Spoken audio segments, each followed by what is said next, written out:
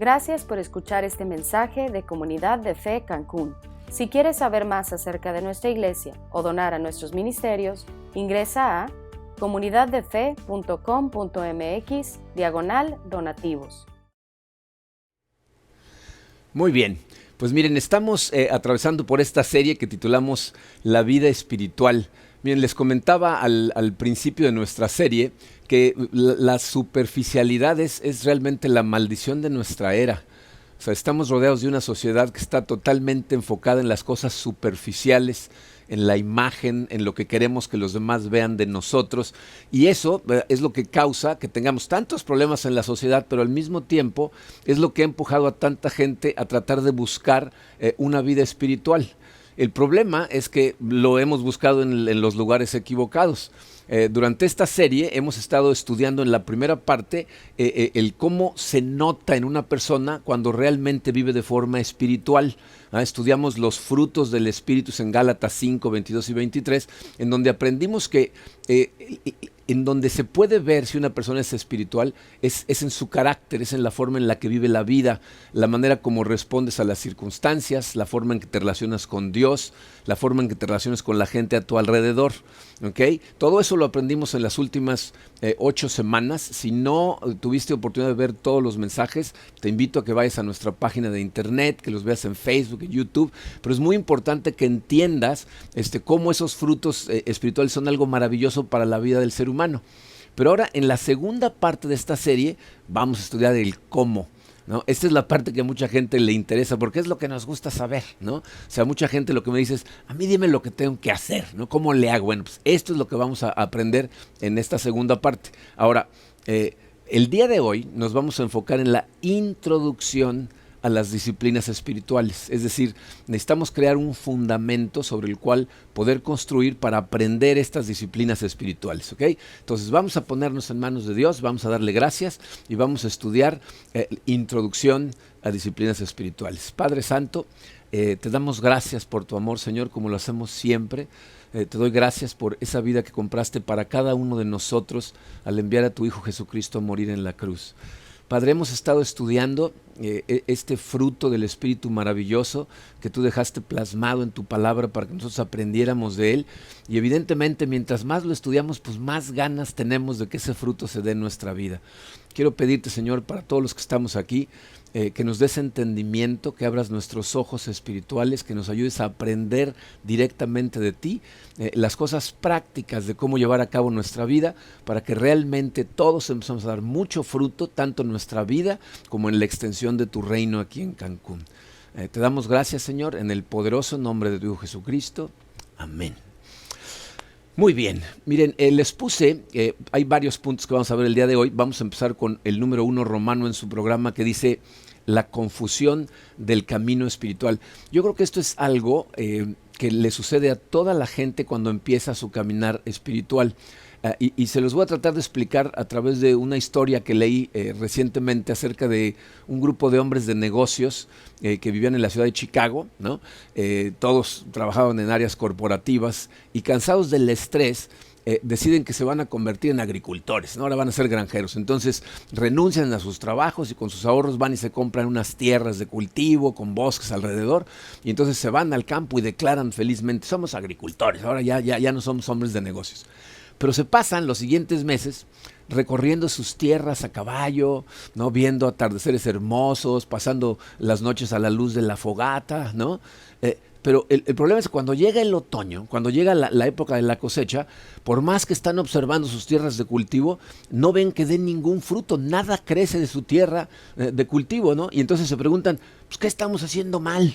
¿No? Y yo sé que a lo mejor suena muy tonta la pregunta, ¿no? Pues es evidente lo que están haciendo mal, pues si no han trabajado la tierra, ¿cómo pueden esperar que haya una cosecha? Pero sin embargo, ¿saben cuál es el problema? Que eso es lo que muchos de nosotros hacemos. Dice Jesucristo en Juan 10, en el versículo 10 de ese capítulo, fíjense las palabras que dijo: yo he venido para que tengan vida y la tengan en abundancia. O sea, Jesucristo nos dijo que Él había venido para que sus seguidores tuvieran una vida en donde hubiera fruto en abundancia. Y entonces la pregunta para nosotros siempre es esta: ¿estás realmente viviendo la vida que Jesús te vino a ofrecer? O sea, ¿tu vida realmente está llena de los frutos del Espíritu? Cuando estudiamos los frutos del Espíritu nos dimos cuenta que son una cosa maravillosa, ¿no? Que es algo que todos desearíamos tener en nuestra vida, ¿no? Una vida llena de amor, de paz, de paciencia, etcétera, ¿no? Pero muchos cristianos lo que se preguntan después de cierto tiempo de estar caminando con Jesucristo es, ¿y esto cuándo va a suceder en mi vida? ¿No? O sea, como esos hombres de negocios están sentados viendo el campo de cultivo que es su propio corazón y se están preguntando, bueno, ¿y cuándo va a empezar a salir el fruto? ¿No? Esa es una de las quejas más comunes que tiene la gente, ¿no? No veo cambios en mi vida. O dicho de otra manera, fíjate, piensa lo profundo que es esto, seguimos esclavizados al pecado. O sea, tenemos hábitos de comportamiento tan profundamente arraigados que nos empujan hacia los caminos pecaminosos, que seguimos haciendo las cosas que no queremos hacer. Porque de alguna manera cuando el fruto del Espíritu se da en tu vida es cuando de pronto empieza a tener un control sobre tu ira, sobre adicciones, ¿no? Sobre un montón de comportamientos que son pecaminosos. Entonces, lo que en pocas palabras estamos diciendo es, yo no siento como que mi carácter se parece cada vez más al de Jesucristo. Y por lo tanto, pues obviamente no estoy buscando una vida espiritual. ¿Por qué será que está pasando eso? O sea, ¿será que somos espiritualmente deficientes o a lo mejor simplemente no tenemos madera de gigantes espirituales? Miren, personalmente, yo creo, de hecho estoy convencido, que el problema es que no entendemos cuál es el camino a seguir. Y esta es una de las confusiones más comunes en el cristianismo y una de las causas principales de gran división entre la gente que cree en Cristo. Fíjense, la eterna disyuntiva en los creyentes es esta que les puse en su programa. La disyuntiva entre gracias contra obras. Es decir, nos preguntamos, ¿las cosas en la vida de un creyente suceden por gracia de Dios?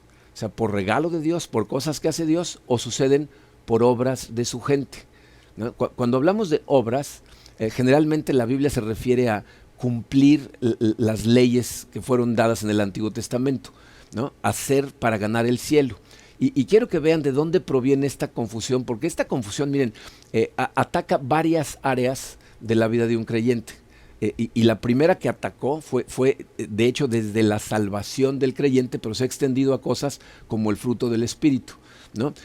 Esta confusión proviene de este pasaje en la carta del apóstol Santiago. En el capítulo 2, versículos 17 y 18, Santiago dice estas palabras. Dice, la fe por sí sola, si no tiene obras, está muerta. Sin embargo, alguien dirá, tú tienes fe y yo tengo obras. Pues bien, muéstrame tu fe sin las obras y yo te mostraré la fe por mis obras. Entonces, parece que lo que está diciendo ahí Santiago es que de la única manera en que nosotros podemos tener fe o ser salvos es a través de demostrarlo con obras. ¿Okay? Dice él, tú tienes fe, yo tengo obras, tú muéstrame tu fe sin las obras y yo te muestro la mía a través de mis obras. En otras palabras, si no hay obras, entonces no hay fe.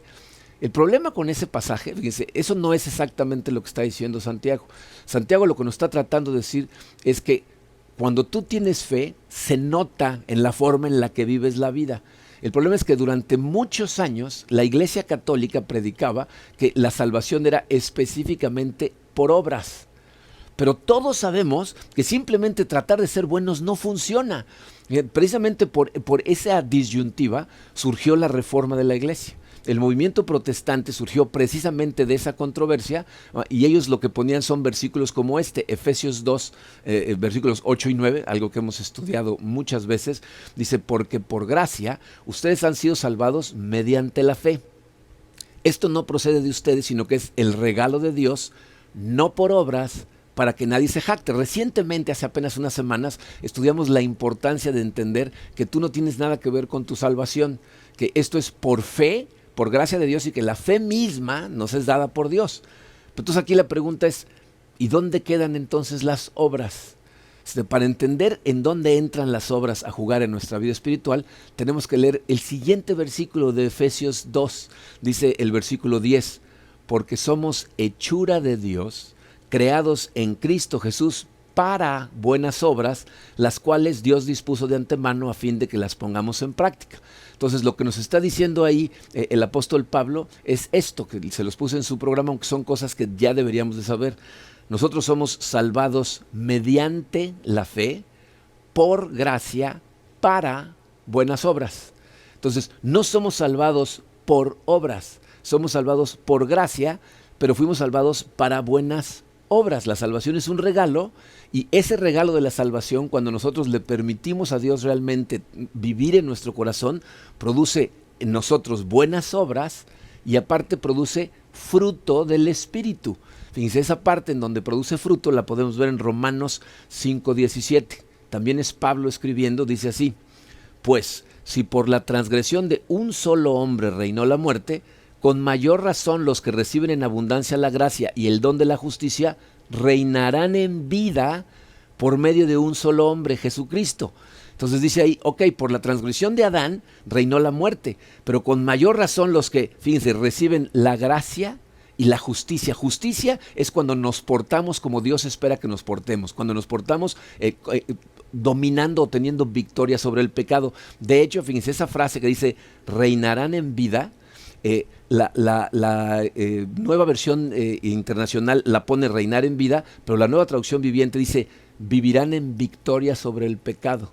Entonces la gente que recibe la gracia de Dios y su justicia ahora tiene un triunfo sobre el pecado y empieza a dar el fruto del Espíritu. Pero si lo piensan, la pregunta sigue siendo la misma: ¿cómo debo de vivir mi vida? La confusión persiste porque, fíjense, el problema de obras contra gracia en cuanto al fruto del Espíritu en particular se ve de otra manera. Fíjense, por un lado, si nosotros tratamos de producir el fruto del Espíritu por obras, significa que vamos a seguir reglas de no hagas esto, no comas esto, no digas tales cosas, no te vistas de tal forma, ¿no? O sea, reglamentos acerca de cómo comportarte. En otras palabras, nos vamos a enfocar en lo externo, lo que los demás pueden ver. Eso es un ataque frontal al pecado que jamás funciona. De hecho, los que lo hemos intentado sabemos que mientras más tratamos de atacar al pecado de frente, más poder le damos al pecado. Porque en lo que se convierte esto, cuando es un intento de por fuerza de voluntad hacer o dejar de hacer cosas, se convierte en legalismo. Y entonces lo que terminamos pensando es, si yo cumplo con ciertos requisitos, ya estoy bien con Dios. Y a lo mejor tú eres de las personas que tienen una fuerza de voluntad muy férrea y verdaderamente dejas de hacer un montón de cosas, haces muchas otras por fuerza de voluntad, pero en cuanto al fruto del Espíritu, lo que va a pasar en tu corazón es que te vas a seguir preguntando, ¿y por qué no se dan los frutos?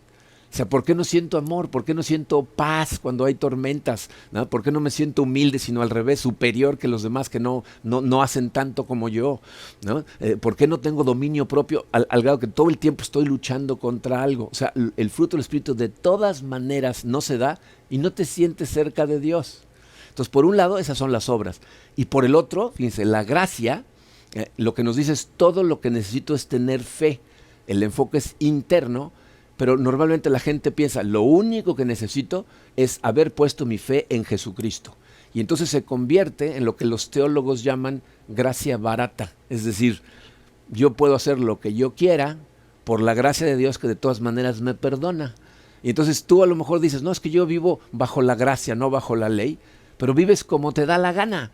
Y entonces tú sigues viviendo igual y pues al final sientes de todas maneras el mismo vacío que sienten los que lo hacen por obras, porque de todas maneras no estás cambiando y no se está dando el fruto del Espíritu en tu corazón. Entonces, ¿cómo funciona realmente? ¿Será una combinación?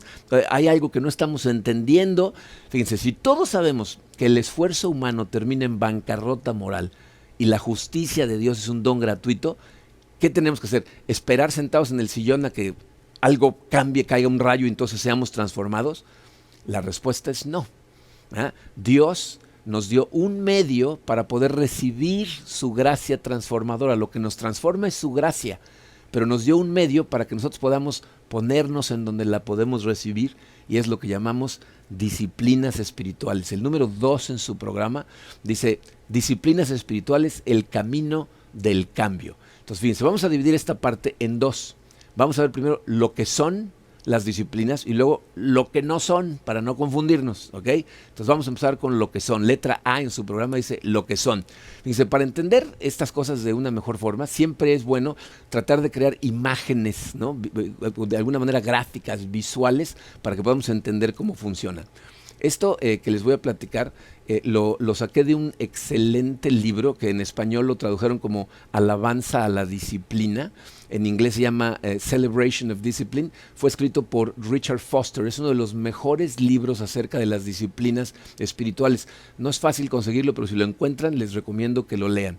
Y esta es la imagen que Richard Foster trata de pintar en nuestra mente para que podamos entender las disciplinas espirituales.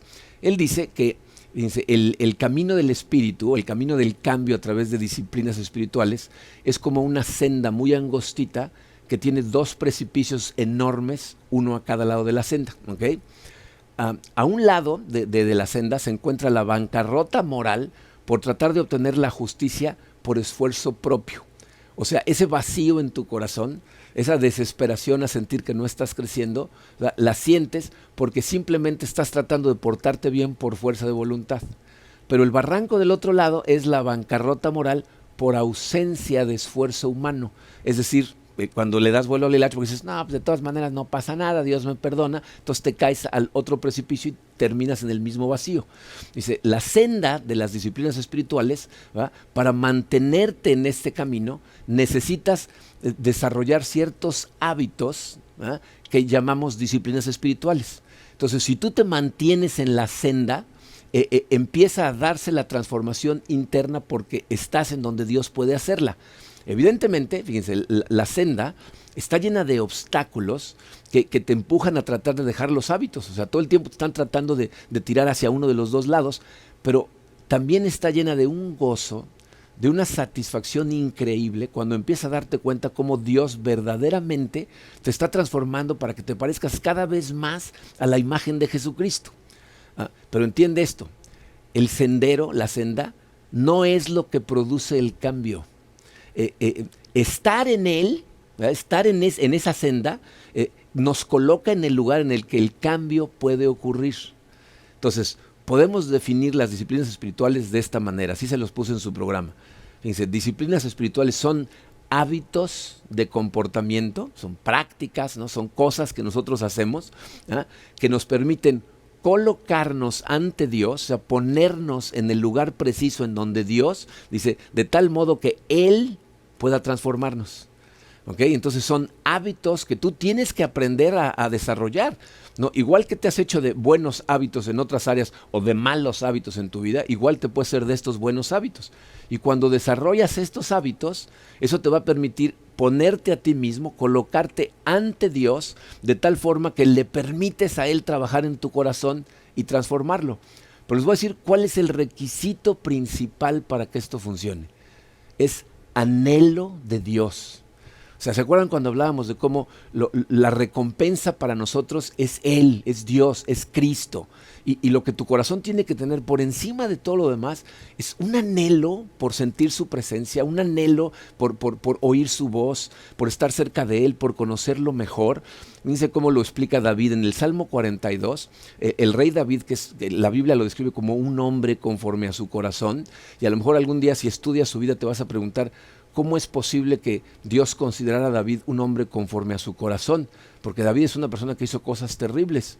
Y si estudias su vida te vas a dar cuenta de que es porque él siempre le dio a Dios el lugar de Dios y él nunca tomó el lugar de Dios, nunca quiso tomarse las prerrogativas de Dios. Y fíjate cómo lo explica él ahí en el Salmo 42, versículo 1.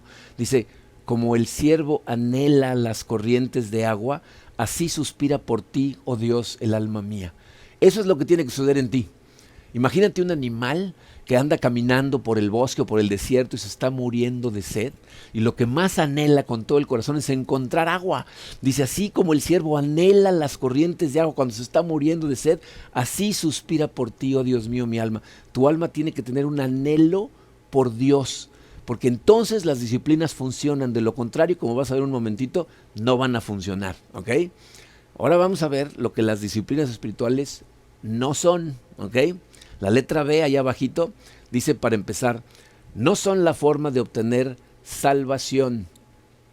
Esta es una que yo me imagino que ya para este momento tú la tienes más o menos clara, ¿no? Nada que tú hagas te ayuda a obtener la entrada al cielo. Cristo ya hizo todo lo que tenía que hacer por nosotros. La vida eterna, nos dice la Biblia, inicia cuando yo pongo mi fe en Dios y acepto lo que Cristo hizo por mí. Entonces, no importa qué tantas horas pases orando, estudiando tu Biblia, en meditación o aislado junto al mar, o sea, no importa, eso no te da salvación, ¿ok? Tu salvación viene por fe. Tampoco, dice abajito, son sustitutos de las Escrituras. Miren, estas disciplinas espirituales son herramientas que se usan junto con las Escrituras y no en lugar de las Escrituras.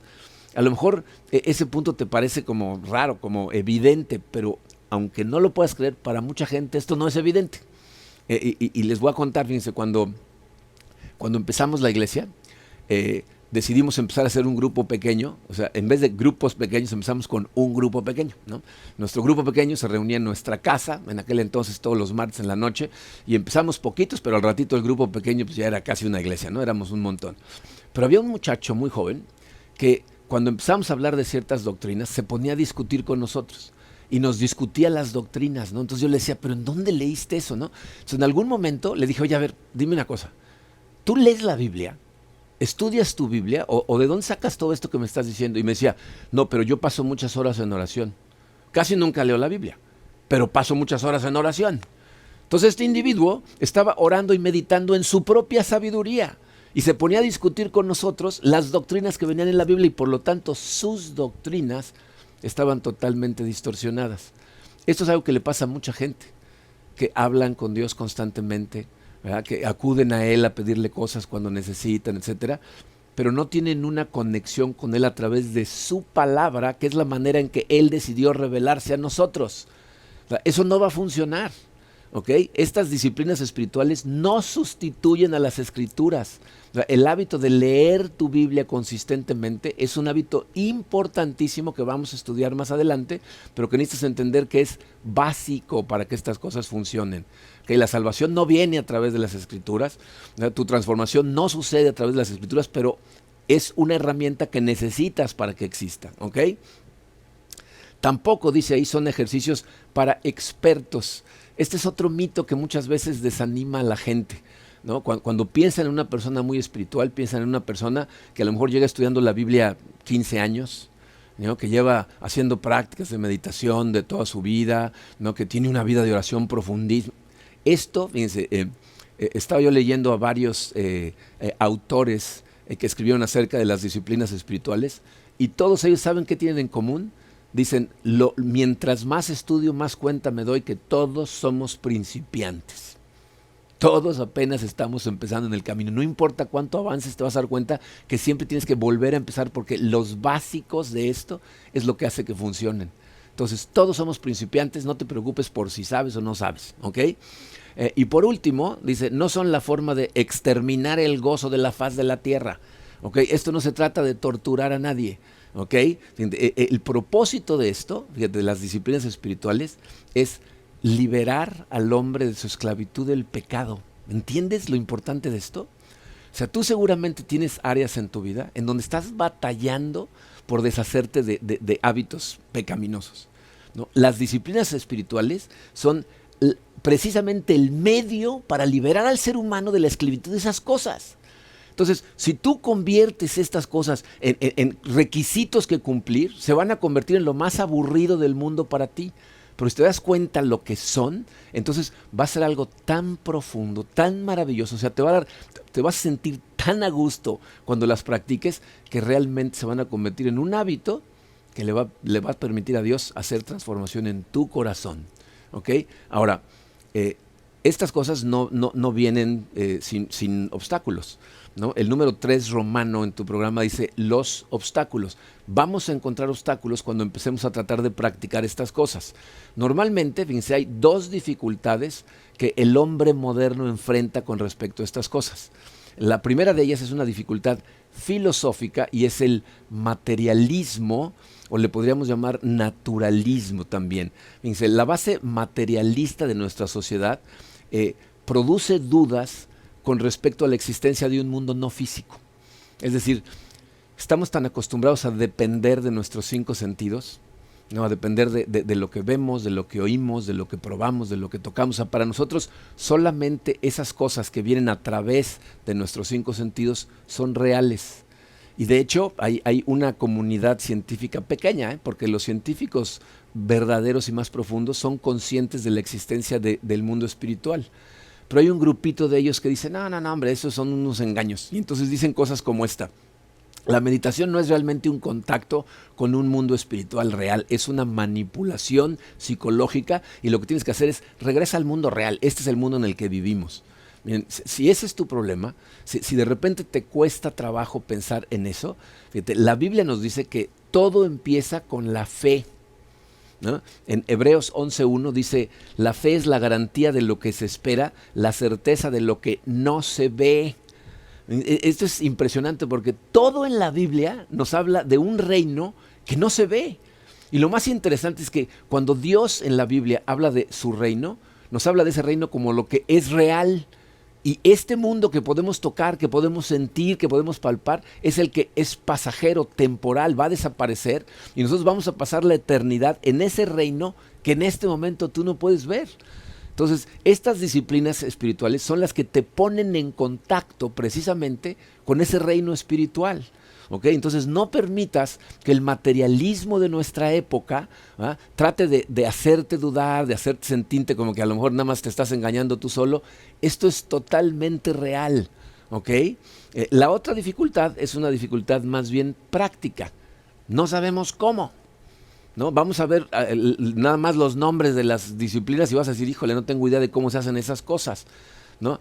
Simplemente, fíjense, el ser humano moderno no tiene mucha experiencia explorando su vida interna, su vida interior. ¿Saben qué es lo más curioso? Fíjense, esto no siempre ha sido así. En la época de Cristo, estas prácticas eran tan comunes que de hecho, si te pones a buscar en la Biblia, te vas a dar cuenta que hay muy pocas instrucciones acerca de cómo hacer muchas de estas disciplinas, porque Jesucristo asumía que la gente sabía perfectamente cómo hacerlas.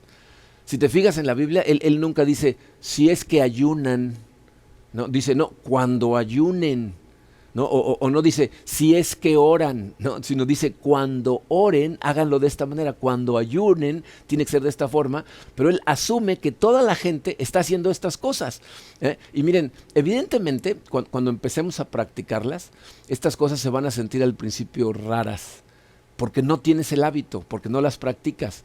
Pero mientras más las practiques, se van a convertir en algo natural para ti y cada vez las vas a hacer de forma más fácil. ¿Okay? Ahora, si no sabes cómo hacer estas cosas, si esa era la excusa, aquí se acaba, porque precisamente en esta serie lo que vamos a estudiar es cómo. ¿Okay? Cuando entremos a la parte práctica vamos a hablar en detalle de cómo, porque el hombre moderno pues no tiene práctica haciendo estas cosas. Pero hay un peligro que enfrentamos cuando nos acercamos a las disciplinas espirituales. Fíjense, el peligro que todos nosotros enfrentamos como típicos seres humanos es que tenemos la tendencia a sistematizar todas las cosas. O sea, el ser humano cuando quiere aprender algo nuevo, quiere entender cómo sistematizarlo, qué cosas tiene que repetir simplemente una y otra vez para que salgan bien. Y entonces el peligro es, dice tu programa, convertir las disciplinas en leyes. Las disciplinas que supuestamente estamos adoptando para tener una vida más abundante pueden convertirse en el camino a la muerte.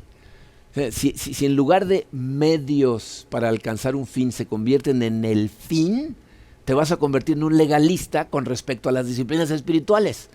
Y por eso hay personas con las que hablas y te hacen preguntas como, bueno, ¿y cuántas horas al día pasas orando? ¿No? ¿Cuántos capítulos de la Biblia lees? ¿No? Decía un amigo, creen que hay un espiritualómetro, ¿no? O sea, se puede medir de acuerdo a la cantidad de pasajes que te sabes, de acuerdo a las horas del día que pasas haciendo estas disciplinas. Así no es como funciona. La Biblia nos dice que la fe es vida, pero la ley conduce a la muerte. ¿Okay? Entonces no puedes permitir que estas cosas que vamos a aprender a practicar para que nos den vida, ahora te esclavicen. ¿Okay? Entonces, ¿cómo evitamos el peligro? 3 cosas. Letra A, recuerda siempre el propósito de las disciplinas. Acuérdate, el propósito de las disciplinas, o sea, aparte de que te ayudan a acercarte más a Dios y conocer mejor a Dios son el medio para liberar al ser humano de su esclavitud al pecado, ¿no? Entonces nos van a poner en el lugar en donde Dios va a poder hacer la transformación que nos libera de nuestra esclavitud al pecado. Entonces cuando te acuerdes que el propósito es ser por fin libre, entonces ya no te van a esclavizar, al revés, las vas a hacer con mucho gozo. ¿Ok? Entonces, letra A, recuerda por qué estás haciendo estas cosas. Letra B, escucha a Jesús.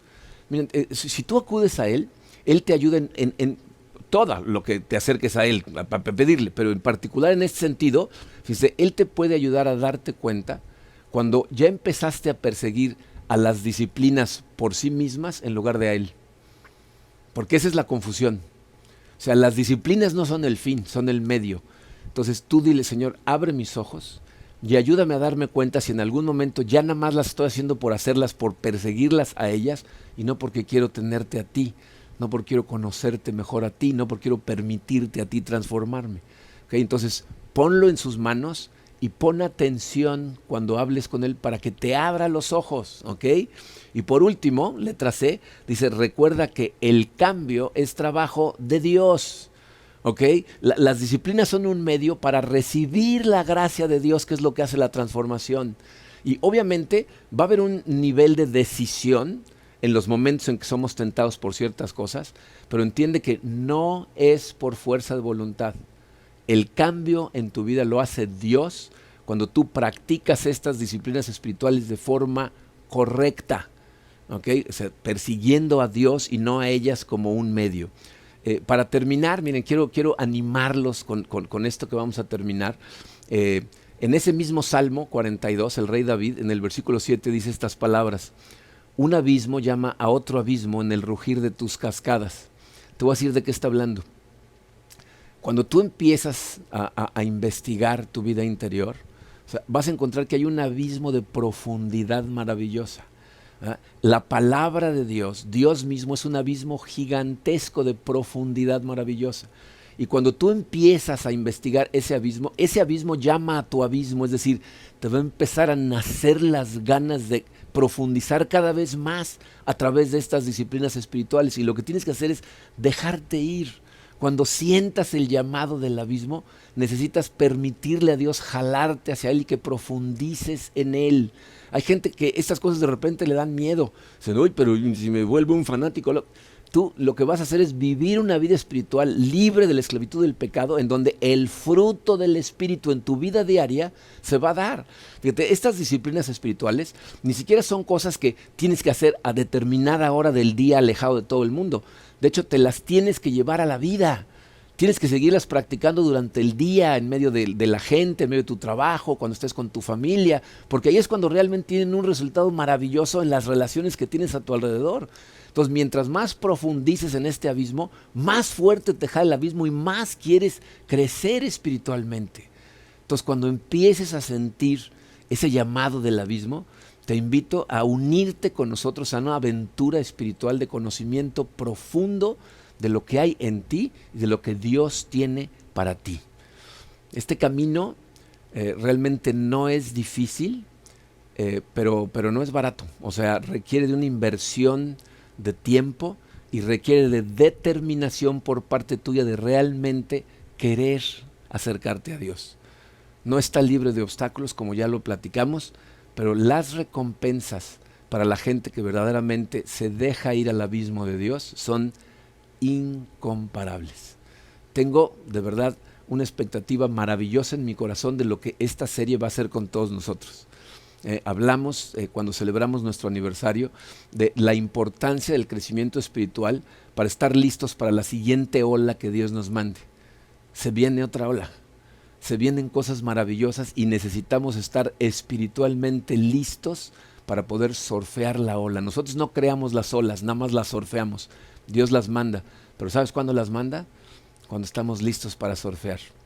Si nos adentramos todos en estas disciplinas juntos, las aprendemos juntos, las practicamos juntos, van a ver cómo va a haber un crecimiento espiritual maravilloso en nuestra iglesia y entonces vamos a ver venir la ola y en lugar de que nos dé miedo porque viene grandota, nos va a dar emoción porque la vamos a surfear todos juntos. ¿Ok?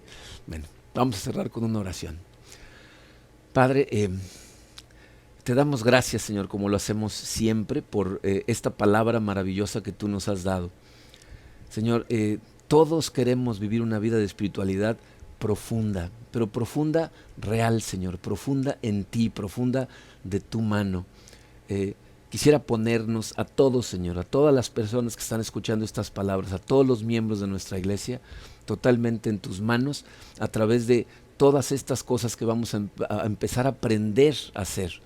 Danos, Señor, la fortaleza para acudir a estas disciplinas constantemente, empezar a hacerlas un hábito en nosotros.